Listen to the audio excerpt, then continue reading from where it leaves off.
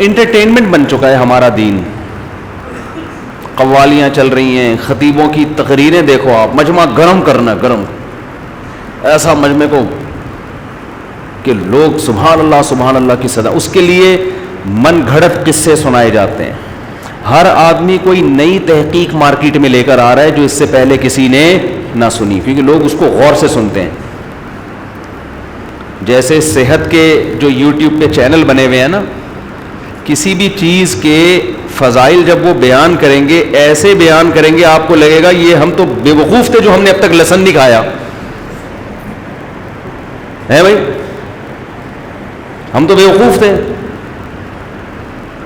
اگر وہ آرام سے بیان کر دے گا لہسن کی 1-2 پھانکے کھانے سے فائدے کا چانس ہے لیکن اس میں تیزابیت بھی ہوتی ہے تو معدے کی بھی واٹ لگ سکتی ہے, لیکن ایک فائدے کی امید ہے, نقصان بھی ہو سکتا ہے, امید ہے کہ فائدہ ہوگا. اس طرح بیان کرے گا وہ کلپ چلے گا ایسے کہ بھائی جس نے لہسن نہیں کھایا نا بس کو لہسن لگ گئے, سمجھو آپ اس کو کیا لگ گئے. کوکنگ آئل جو بازار سے آ رہا ہے نقصان دہ ہے, 100% نقصان دہ, اس میں دو رائے نہیں ہو سکتی. آپ آرگینک چیزیں کھاؤ جو قدرت نے پیدا کی ہیں, بالکل صحیح ہے. دیسی انڈے کھاؤ, دیسی مرغی کھاؤ, لیکن فارمی مرغی کے جب آپ فارمی مرغی پہ کلپ سنو گے نا آپ کو لگے گا کہ اب تک جو میں 10 سال سے فارمی چکن کھاتا رہا ہوں قدرت نے بچا لیا مجھے, ورنہ میں نے تو اپنی قبر اپنے ہاتھوں سے کھود دی تھی. اتنی بیماریاں اس میں, اتنی بیماریاں ہوتی ہیں, سارے وہی کھا کے. ایک اعتدال ٹھیک ہے, دیسی کھا لیا کرو, نہیں ہے پیسے تو فارمی اڑا لو یار. کیا کھائے گا پھر آدمی, وہ بھی انڈا ہی ہے, اتنی عجیب چیز نہیں ہے. دیسی کو فوکس کریں, پیسے نہیں ہیں تو کیا کریں, انڈے ہی نہ کھائیں کیا, فارمی انڈا کھا لو بھائی. پھر یوٹیوب پہ نہیں دیکھو فارمی انڈے کے نقصانات, وہ ایسے نقصانات بتائے گا آپ ٹینشن سے پاگل ہو جاؤ گے.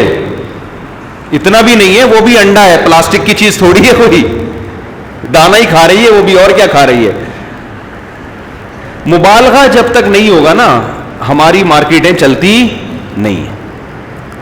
وہ ایک آدمی اس نے اپنا گدھا بیچنا تھا, دلال ہوتے ہیں نا, ان کو کمیشن ایجنٹ ہوتے ہیں, ان کو ٹھیکہ دیا جاتا ہے یار تو یہ گدھا بکوا دے, اتنا پیسے تیرے ہوں گے. جیسے میں اپنے بکرا بیچنے کے لیے نا اپنے خادم کو بھیجا اتوار بازار میں, تو بکوا دے اتنے پیسے تجھے دوں گا میں. تو میں بھی یہ کام کر رہا ہوتا ہوں. جب کوئی بکرا یا بکری گلے پڑ جائے نا تو لوگ کیا کرتے ہیں, کسی اور کو پہنا دو جا کے, یہ اس کو منع کیا ہوا جھوٹ نہیں بولنا. تو گدھا تھا اس کا مریل سا, ٹینشن میں آیا ہوا تھا یہ, تو اس نے دلال سے کہا یار یہ کسی کو پہنا دے جا کے, یہ گدھا نا یہ میرے کام کا نہیں ہے. اب اس کو یہ تھا کہ یار یہ گدھا ایسا مریل جب کھڑا ہوتا ہے پچھلے گھٹنے اس کے آپس میں ملے ہوئے ہوتے ہیں تو اسے تو کوئی لے گا ہی نہیں. تو دلال سے اس نے کہا کہ میں آدھی قیمت تجھے دوں گا, اس کو تو بکوا دے. بعض لوگ لفاظ ہوتے ہیں. یہ گیا مالک کو لے کے نا مارکیٹ میں گیا, مالک ساتھ کھڑا ہے, گدھا کھڑا ہے اور یہ دلال. اب دلال نے جو گدھے کے فضائل بیان کرنا شروع کیے ہیں, یہ گدھا اس پہ علامہ اقبال بیٹھے تھے, قائد اعظم کی اس کے ساتھ تصویر ملتی ہے, اور ایسے فضائل اس گدھے کے کہ وہ مالک ہی متاثر ہو گیا. وہ کہنے لگا بھائی میں نہیں بیچ رہا اس کو, اتنا اچھا گدھا مجھے تو پتہ ہی نہیں تھا. مارکیٹنگ میں جب تک مبالغہ نہ ہو نا, ایک چیز کو رائی کا پہاڑ بنا کے نہ پیش کیا جائے, اس وقت تک کوئی چیز بازار میں بکتی نہیں. آپ کا چینل بھی نہیں چلتا. چینل میں بھی چیلنج لوگ دے رہے نا, یہ کوئی حدیث کو ضعیف ثابت کر کے بتا دے تو میں اس کو منہ مانگا انعام دوں گا. کوئی بندہ بتانے لگے تو یہ غائب ٹھیک ہے نا. چیلنج ملیں گے آپ کو یوٹیوب پہ, کوئی یہ کر کے دکھا دے, کوئی یوں کر کے دکھا دے, کوئی رفع الیدین کی حدیث ضعیف کر کے دکھا دے, کوئی صحیح کر کے دکھا دے, کوئی تراویح میں 8 رکعت کو ثابت کر کے دکھا دے, کوئی کہتا ہے 20 رکعت ثابت کر کے دکھا دے. یہ چیلنج ملیں گے مبالغہ آرائی پر مبنی. آپ نیچے کمنٹس میں آپ جب اس کا جواب ریکارڈ کروا کے لنک شیئر کریں گے وہ فوراً کیا کر دیں گے, اڑا دیں گے. مذہبی حساب سے بڑی بڑی باتیں پھینکی جا رہی ہیں, لیکن چورن انہی لوگوں کا بکتا ہے جو مبالغہ آرائی کرتے ہیں.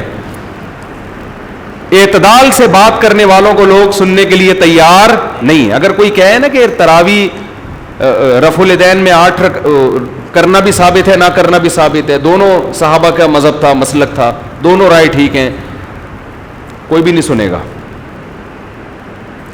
چاروں اماموں میں سے کسی کو بھی فالو کر لو ٹھیک ہے, سب مجتہد تھے. یہ بات مارکیٹ میں نہیں چلے گی. بنو امیہ کے برے کام تھے لیکن بہت سے اچھے کام بھی تھے, لیکن آپ کو بنو امیہ کے بغض کا ہیضہ ہو گیا ہے. اب آپ محمد بن قاسم کو بھی ڈاکو کہیں گے جو سندھ میں اسلام لانے کا ذریعہ بنا, کیونکہ بنو امیہ کا تھا وہ. اب بنو امیہ کے دور میں جتنے اسلامی خلافت وسیع ہو رہی ہے, کفر سے لڑائیاں ہو رہی ہیں, وہ ساری حکومت کی لالچ پر مبنی لڑائیاں کہلائیں گی. کرسی کا شوق تھا, کیونکہ اب آپ کو بنو امیہ سے ذاتی بغض ہو گیا ہے.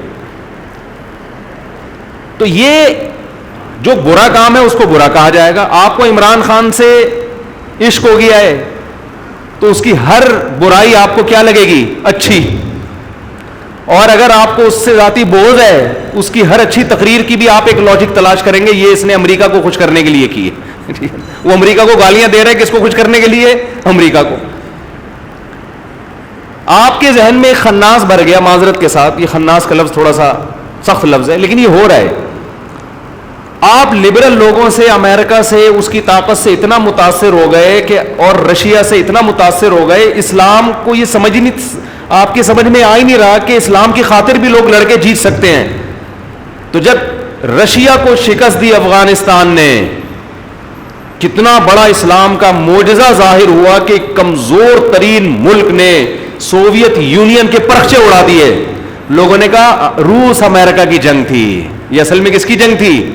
گویا افغانیوں کا اس میں کوئی کردار نہیں. او بھائی, امریکہ نے بہت بعد میں آ کے تعاون شروع کی ہے. بھاگتا چور کی لنگوٹی والا مسئلہ ہوا ہے. لڑے تو یہ خود ہیں, امریکن تھوڑی لڑے افغانستان میں, لڑے تو افغانی ہیں.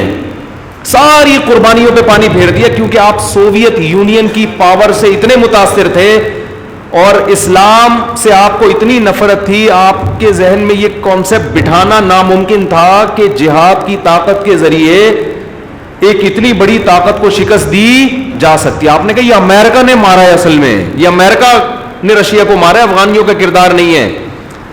اللہ نے کہا چلو تمہارا منہ بند کرانے کے لیے امریکہ کو لے آتا ہوں میں یہاں پہ, امریکہ کو ان سے لڑوا دیتا ہوں. اب کون مدد کر رہا ہے؟ آپ کہہ سکتے تھے فرانس مدد کر رہا ہے, آپ کہہ سکتے تھے جرمنی مدد کر رہا ہے. اللہ نے کہا سب کو لے آتا ہوں میں, ٹھیک ہے نا, نیٹو کی 40-42 ملکوں کو لے آتا ہوں میں. سب تختہ آزماؤ, سب تجربہ کر کے دیکھو, سب پٹو گے, سب نکلو گے مار کھا کے یہاں سے. سارے 20 سال گھاس کھاتے رہے ہیں, پٹ پٹا کے نکل گئے. اب بھی لوگ ماننے کے لیے تیار نہیں. کہہ رہے اصل میں ایکچولی یہ دنیا نے نا بڑی گیم کھیلی ہے یار, بڑا سیاست ہوئی ہے, بڑی گیم کھیلی.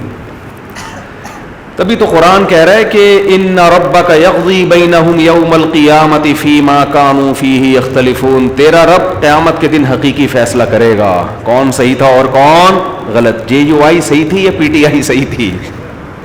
کون سی باتیں جے یو آئی کی اچھی تھی, پی ٹی آئی کی غلط تھی؟ کون سی پی ٹی آئی کی صحیح تھی, جے یو آئی کی غلط تھی؟ ہم تو اپنے لیڈر کی ہر الٹی چیز کو سیدھا کرنے کی کوشش میں لگے ہوئے ہیں. ہر جرم کہتے ہیں یہ قوم کے وسیع تر مفاد میں تھا, یہ قوم کے, اپنے لیڈر کا ہر جرم قوم کے وسیع تر مفاد میں, اور سیاست اور اپوزیشن کی ہر نیکی امریکہ کی سازش ہے. یہ مارکیٹ میں چل یہی رہا ہے ہمارے یہاں, اور یہ سارے لیڈر ایک ہی جیسے ہیں, اس میں سب کے ماتحت ایک ہی جیسے ہیں. تبھی تو میں کہتا ہوں میرے بھائی, اپنے سیاسی لیڈر کا آپ دفاع کرو, لیکن اتنا جتنا قیامت کے دن افورڈ کر سکو, برداشت کر سکو. یہ تمہیں جہنم کی آگ سے نہیں بچائیں گے. اللہ کہے گا یہ جو تو نے اس غلط تقریر کی صحیح, اس کو تو نے صحیح قرار دیا ہے نا, تیرے پاس دلیل کیا تھی؟ تیرے لیڈر نے ایک بکواس کی تھی اور تو نے بیٹھ کے اس کی تعویلات کرنا شروع کر دی. جو خاموش رہے گا وہ نہیں پکڑا جائے گا. جو خاموش رہے گا نا, من سمت نجا, حدیث میں آتا ہے جو خاموش رہ گیا وہ کیا ہے؟ نجات پا گیا. آپ کے پاس دلیل نہیں ہے, آپ خاموش رہو, یار مجھے نہیں پتا, کہ یہودی سازش تھی یا نہیں تھی مجھے نہیں پتا بھائی، لیکن آپ خامخواہ میں جب غلط چیز کا دفاع کرو گے تو چوڑے میں آؤ گے قیامت کے دن.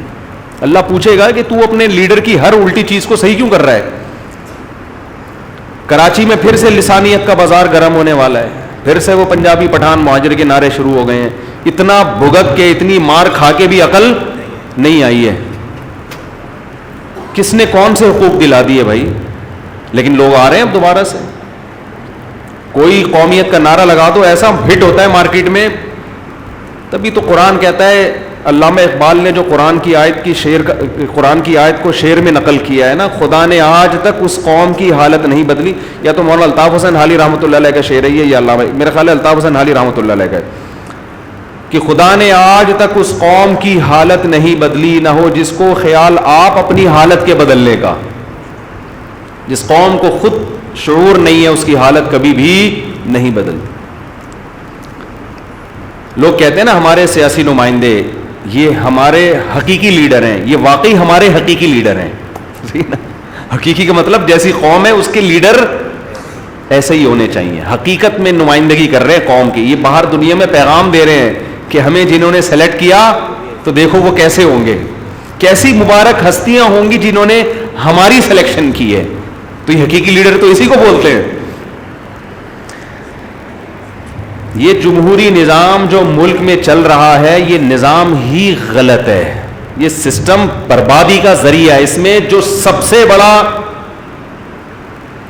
لٹیرا ہوگا نا، جو سب سے زیادہ قوم کو الو بنائے گا وہی آگے آئے گا.